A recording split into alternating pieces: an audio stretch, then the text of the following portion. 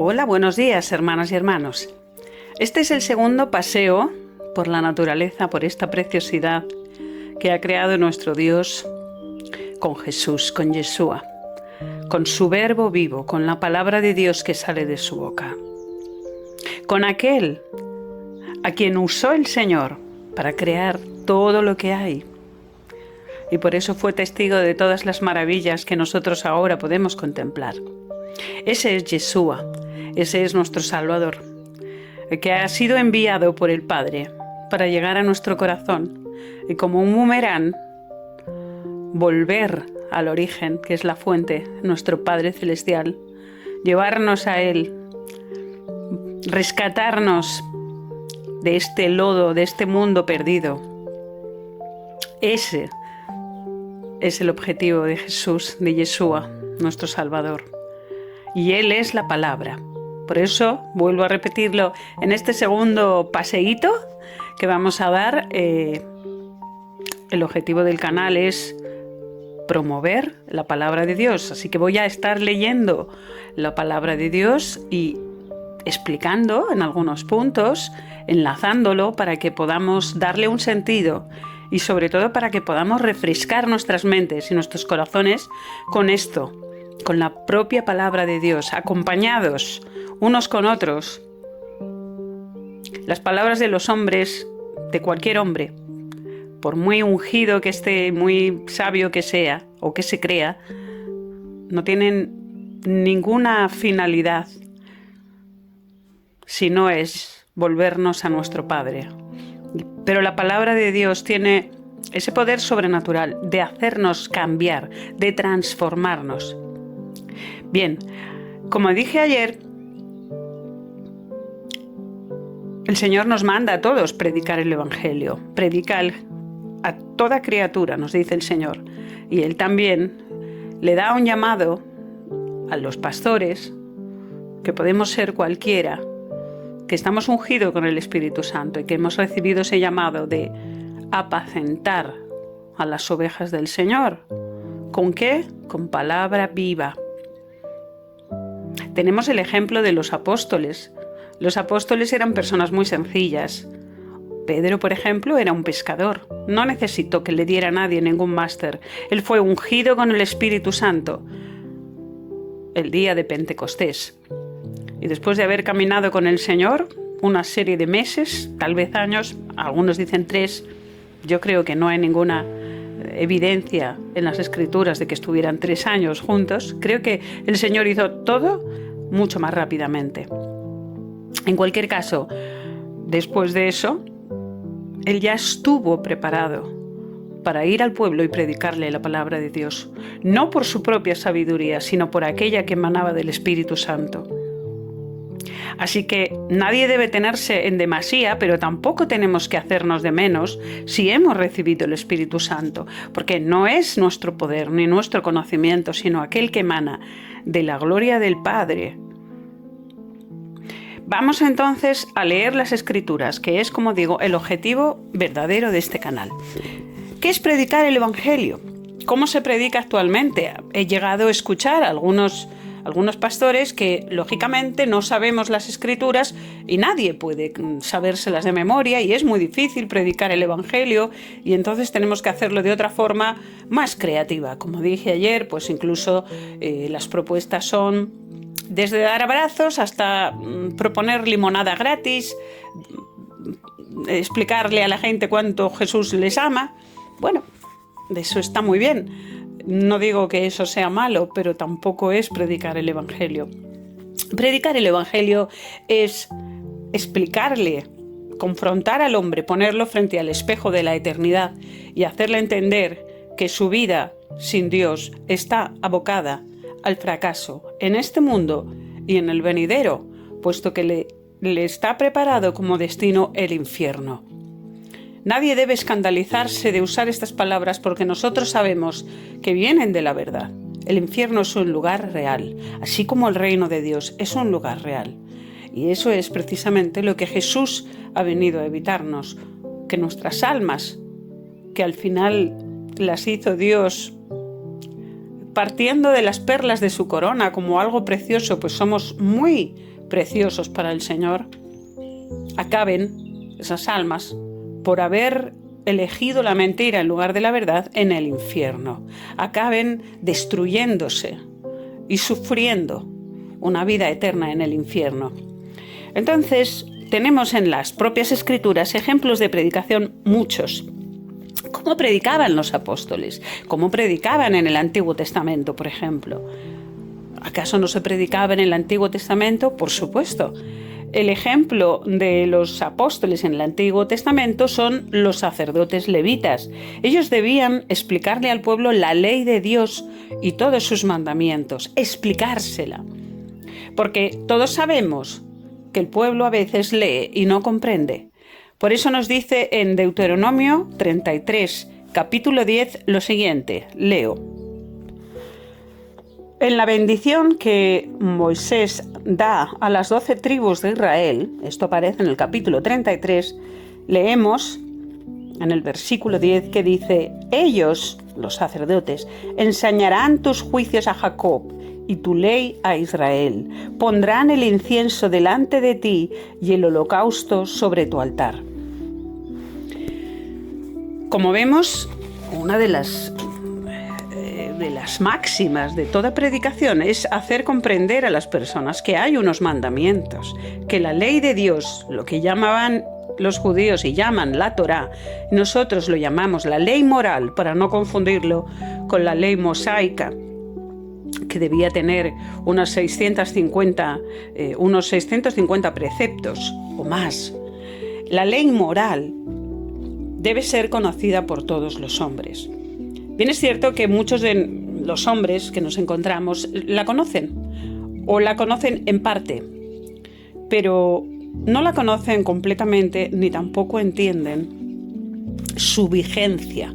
No entienden que esa ley sigue vigente. Por lo tanto, hay que refrescarles la memoria, alegando efectivamente que Dios ha dado esa ley a todos los hombres para la eternidad. Más adelante, en el Antiguo Testamento, leemos que Edra y los levitas explicaban al pueblo la ley de la Torá, la ley moral de Dios, como digo, y esto lo podemos leer en, por ejemplo, Nehemías, capítulo 8, versículo 8. Leían en el libro de Dios claramente y ponían el sentido, de modo que entendiesen la lectura. Es lo que acabo de decir.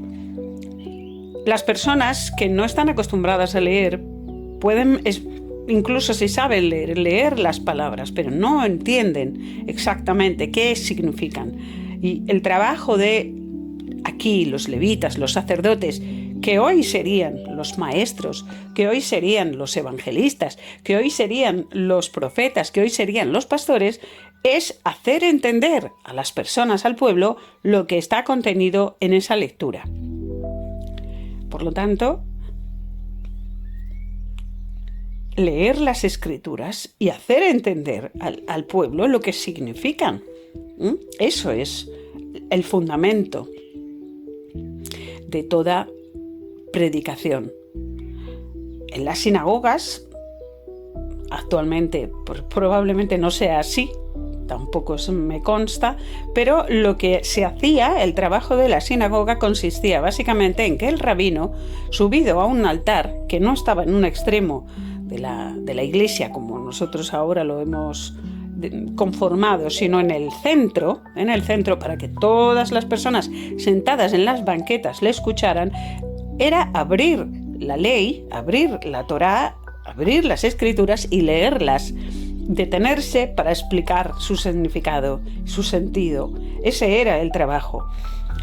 Bien, pues continuamos. Los profetas debían decir la palabra de Dios y no expresar sus propias ideas o pensamientos, y esto nos lo deja claro el versículo que leemos en Jeremías, capítulo 14, versículo 14.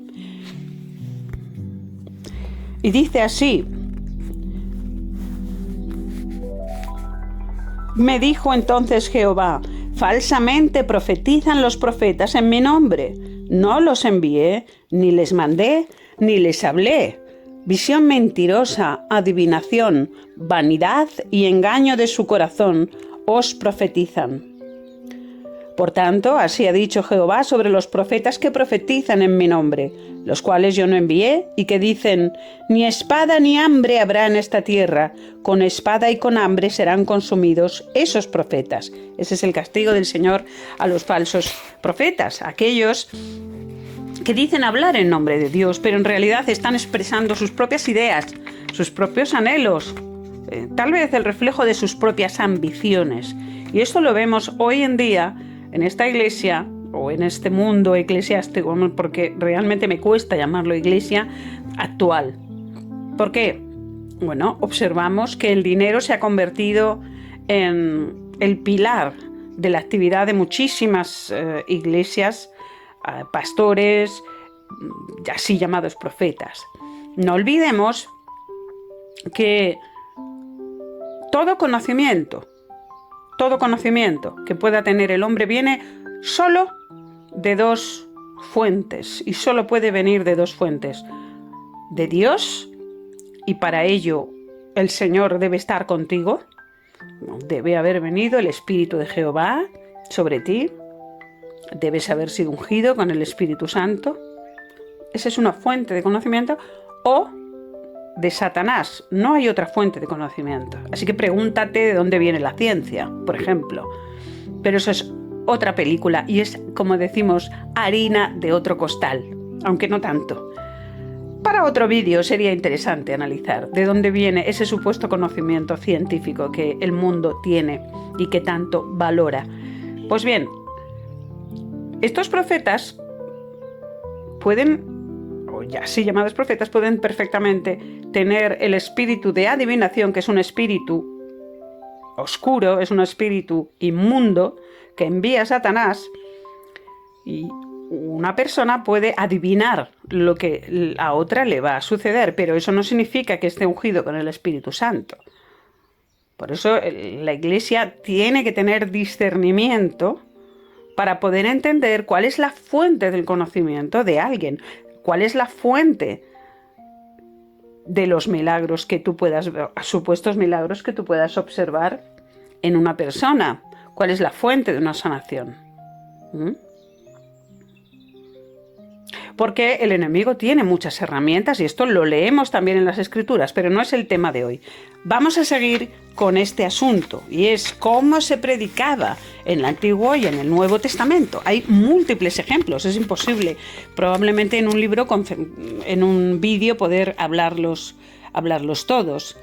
Pero lo que ha quedado claro de lo anterior es que el pastor o el profeta, cualquier persona que tenga un ministerio, trabaje para el Señor, es decir, cualquier hijo de Dios, es decir, cualquier cristiano que haya sido ungido con el Espíritu Santo, debe revelar a los demás solo lo que Dios le revela. Y eso siempre tiene que estar anclado en las Escrituras, para lo cual uno debe conocer las Escrituras, porque si no será engañado muy sencillamente. Veamos, por ejemplo, Jesús. Jesús, ¿cómo predicó? ¿De qué manera? Aparte de lo que sabemos es que no solamente con conocimiento y sabiduría anclada en las Escrituras, porque él revelaba a través de sus enseñanzas cómo las Escrituras del Antiguo Testamento, las Escrituras que conocían los judíos, realmente hablaban de él. Y cada libro en el Antiguo Testamento habla de Jesucristo. Cada libro.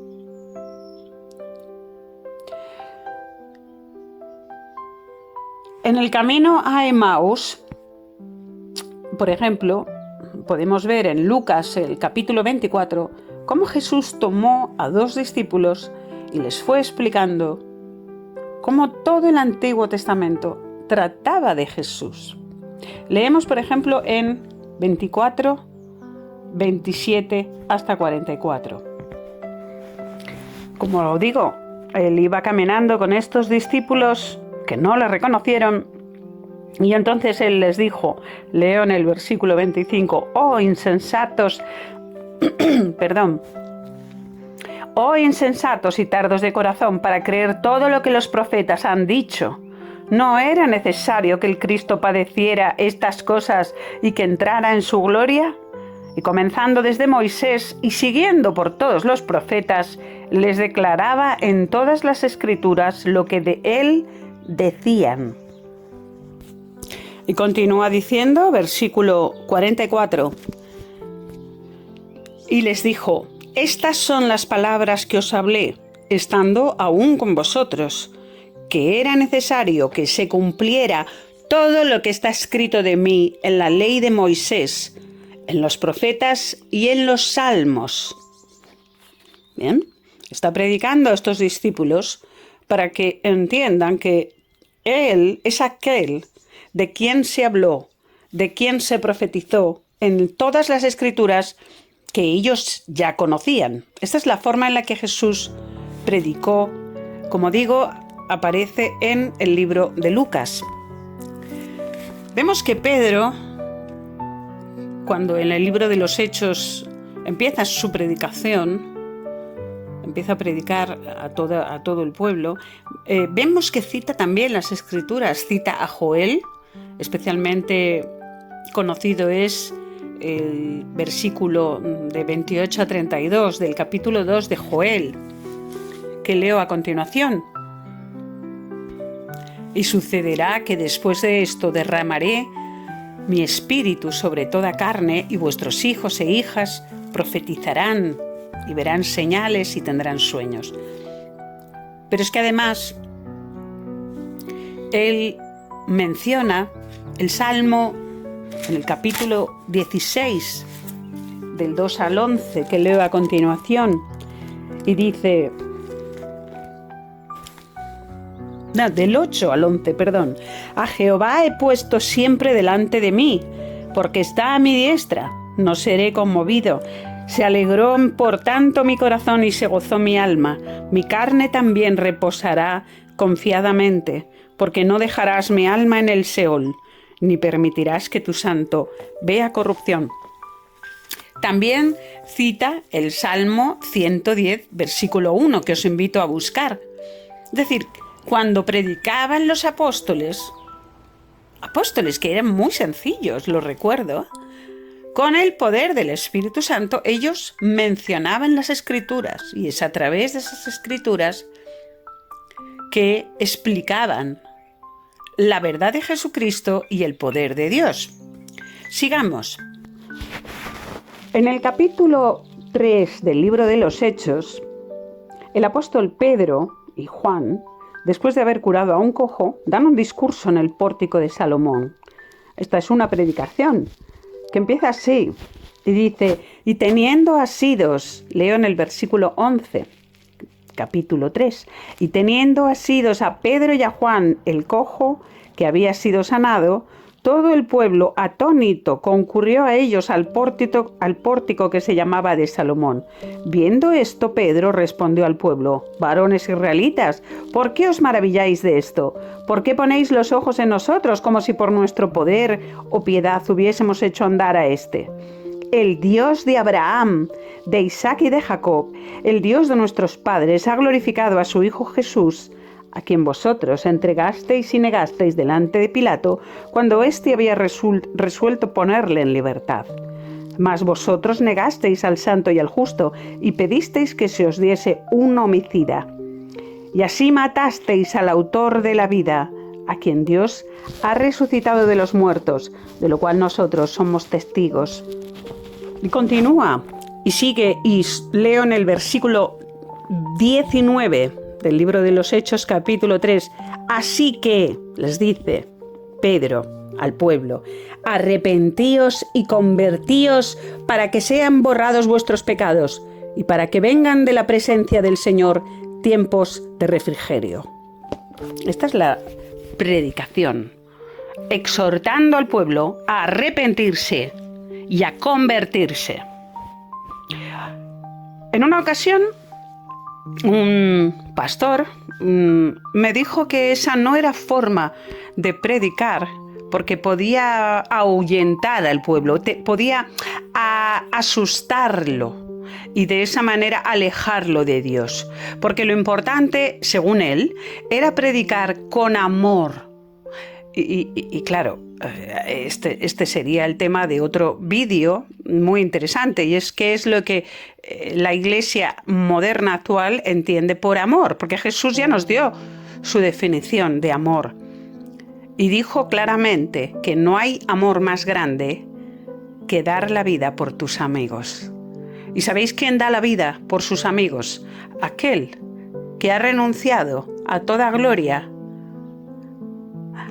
a toda ambición, y al que no le importa lo que piensen los demás cuando tiene que predicar la verdad, a sabiendas de que no habrá ningún premio de este mundo, mas solo el premio que Dios nos va a dar en el reino de Dios cuando todo esto haya acabado.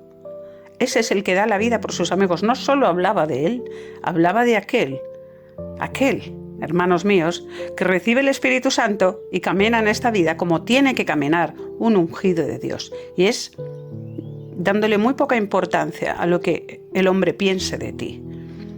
Y además la experiencia, por si alguno tiene alguna duda, demuestra lo contrario.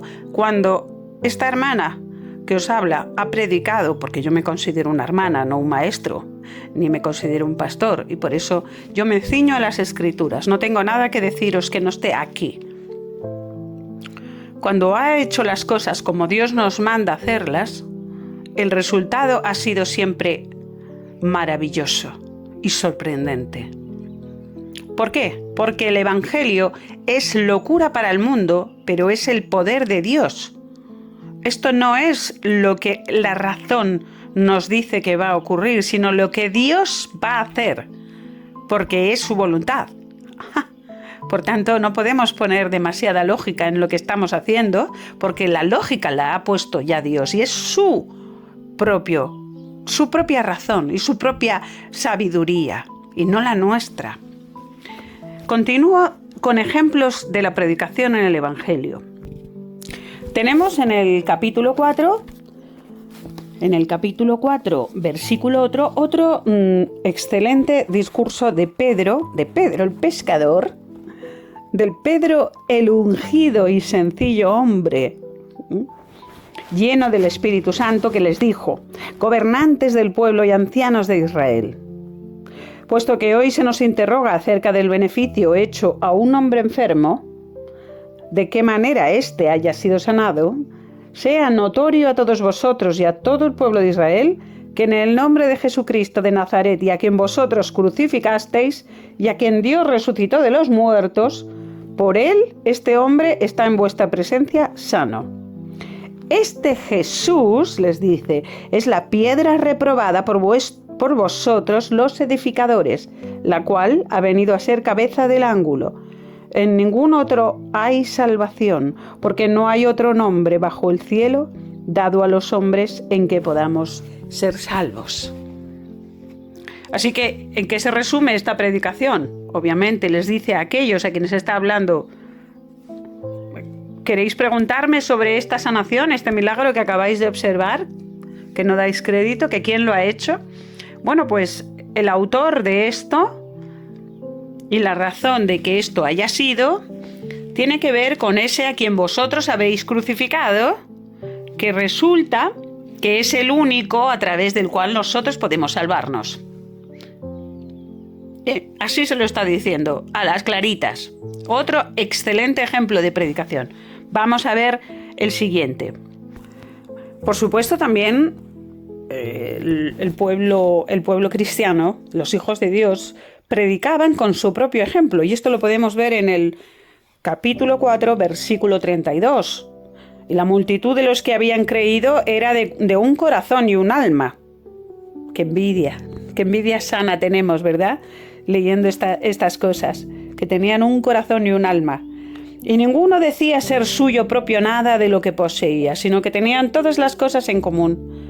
Y con gran poder los apóstoles daban testimonio de la resurrección del Señor Jesucristo. Y abundante gracia era sobre ellos, así que no había entre ellos ningún necesitado. ¡Aleluya! ¡Qué maravilla! Porque todos los que poseían heredades o casas las vendían y traían el precio de lo vendido y lo ponían a los pies de los apóstoles y se repartía a cada uno según su necesidad. Y esta era una excelente y sigue siendo una excelente forma de predicar a los que no están salvos toda la gracia y todo el poder de Dios en un pueblo, compartiendo, sin disensiones, nadie necesitado, todos gozosos, todos amables, todos amándose, todos diciéndose la verdad, todos ayudándose los unos a los otros. Esto es la forma de predicar con el ejemplo de nuestras propias vidas, ¿verdad? Otro ejemplo de predicación. Leamos, por ejemplo, en el capítulo 5, versículo 29. Respondiendo, Pedro y los apóstoles dijeron: es necesario obedecer a Dios antes que a los hombres. El Dios de nuestros padres levantó a Jesús, a quien vosotros matasteis colgándolo en un madero. A este Dios ha exaltado con su diestra por príncipe y salvador para dar a Israel arrepentimiento y perdón de pecados. Y nosotros somos testigos suyos de estas cosas, y también el Espíritu Santo, el cual ha dado Dios a los que le obedecen. Bueno, entonces aquí tenemos la condición sine qua non necesaria para recibir el Espíritu Santo, y es estar dispuesto a obedecer a Dios, ¿verdad? Bien, continuamos con otro ejemplo de predicación magnífico en el capítulo 7 del libro de los Hechos. No lo voy a leer completo porque es muy largo, pero es uno de los mejores discursos de predicación de la historia de la humanidad, y es el que da el apóstol, el evangelista, el discípulo del Señor Esteban. Lo leemos en el capítulo 7, versículo 2, y dice, empieza así: varones hermanos y padres, oíd, el Dios de la gloria apareció a nuestro padre Abraham, estando en Mesopotamia, antes que morase en Aram, y le dijo: sal de tu tierra y de tu parentela. Es decir, aquí Esteban les explica básicamente el resumen de los libros que tenemos en el Antiguo Testamento desde el libro de Génesis, de cómo Dios llama a Abraham, le hace salir de su casa, dejar su parentela para ir a heredar una tierra que él le pone, cómo Abraham engendra a Isaac, cómo Isaac engendra a Jacob, cómo Jacob se convierte en Israel y es padre de las 12 tribus, y básicamente les explica de dónde hemos venido y cuál era la promesa que a través de Abraham se ha transmitido a aquellos que tienen fe, y cómo ahora esa promesa se ha convertido en Jesucristo, aquellos que tienen fe en la obra de Jesucristo. Y cita, por supuesto, también escrituras del Antiguo Testamento.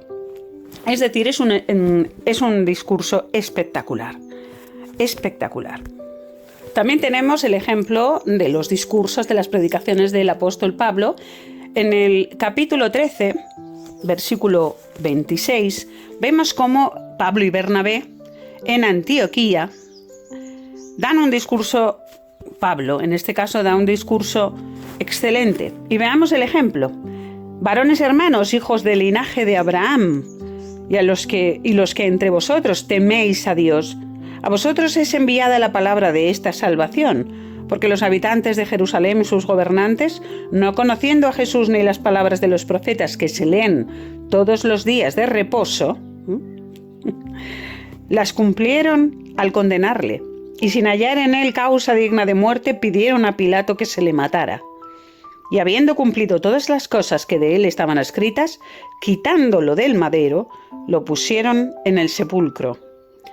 Mas Dios le levantó de los muertos, y él se apareció durante muchos días a los que habían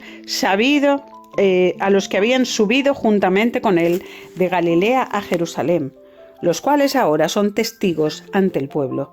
Y nosotros también os anunciamos el evangelio de aquella promesa hecha a nuestros padres, la cual Dios ha cumplido a los hijos de ellos, a nosotros, resucitando a Jesús, como está escrito también en el último en el segundo salmo: mi hijo eres tú, yo te he engendrado hoy. Y en cuanto a que le levantó de los muertos para nunca más volver a corrupción, dijo así: os daré las misericordias fieles de David. ¿Veis que en este magnífico discurso de Pablo también él cita en varios momentos las Escrituras? Continúa citando las Escrituras.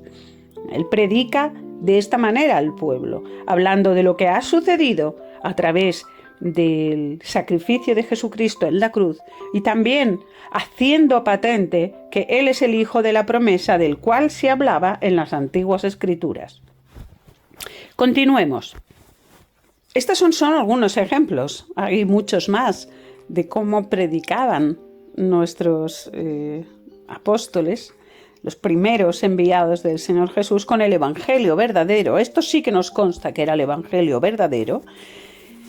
Y aquí voy a dar un último ejemplo, para no alargar demasiado el vídeo, de un excelente, maravilloso discurso de predicación que da Pablo en Atenas.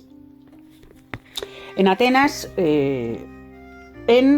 aparece en el capítulo 17, el versículo 22, leemos así: entonces Pablo, puesto en pie en medio del Areópago, un monumento que había en Atenas, que hay en Atenas, dijo así: varones atenienses, en todo observo que sois muy religiosos, porque pasando y mirando vuestros santuarios, hallé también un altar en el cual estaba esta inscripción: al Dios no conocido, al que vosotros adoráis, pues sin conocerle es a quien yo os anuncio hoy. El Dios que hizo el mundo y todas las cosas que en él hay, siendo Señor del cielo y de la tierra, no habita en templos hechos por manos humanas, ni es honrado por manos de hombres, como si necesitase de algo, pues Él es quien da a todos vida y aliento y todas las cosas, y de una sangre ha hecho todo el linaje de los hombres, para que habiten sobre toda la faz de la tierra, y les ha establecido el orden de los tiempos y los límites de su habitación. Y continúa. Este tal vez sea el discurso, el modelo de discurso más parecido al que nosotros deberíamos emplear. ¿Por qué? Porque no va dirigido a hebreos que mal o bien conocían la escritura del Antiguo Testamento y por tanto no tendría sentido hacer referencias a las palabras del Antiguo Testamento si ellos no las conocían. Aquí se está dirigiendo a gentiles. Ya sabéis que el ministerio de Pablo se centró en predicarle a los gentiles por toda la tierra.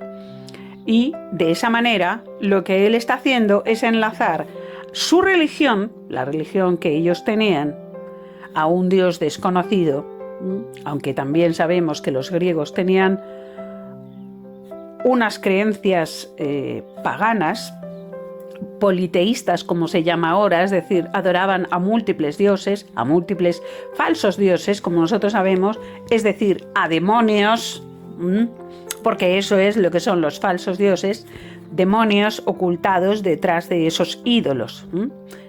Abro un paréntesis, por eso Dios aborrece la idolatría, porque nosotros, si adoramos ídolos, estatuas, detrás de los cuales se ocultan los ídolos, lo que estamos haciendo es contribuir al reino de las tinieblas. Estamos adorando en última instancia a Satanás. ¿Bien?